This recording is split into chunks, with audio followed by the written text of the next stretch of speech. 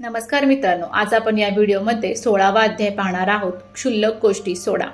तुम्ही आनंदी कधी होता?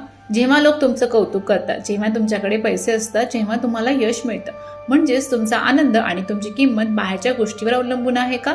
आपण नकळत स्वतःची किंमत ठरवतो. माझ्याकडे किती पैसा आहे, लोक मला किती मान देतात, मी किती यशस्वी आहे, माझं घर, माझी गाडी, माझं पद.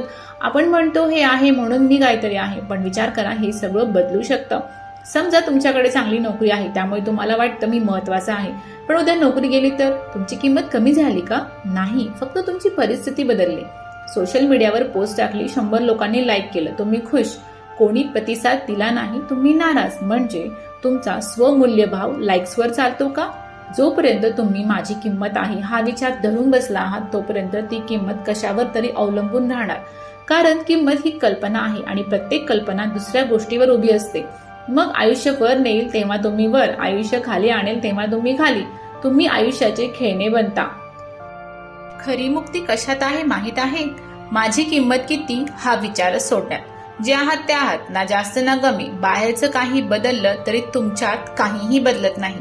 जेव्हा तुम्ही बाहेरच्या मोजपट्ट्यांनी स्वतःला मोजणं थांबवता, तेव्हा आयुष्य पहिल्यांदाच हलकं वाटतं. तुम्ही जगता सिद्ध करण्यासाठी नाही, तर अनुभवण्यासाठी. हीच खरी स्वातंत्र्याची सुरुवात आहे. जर तुमचा स्वमूल्यभाव कोणत्या तरी गोष्टीवर अवलंबून असेल, तर आयुष्य तुमच्याशी दोऱ्यावरच्या भावलीसारखं खेळेल.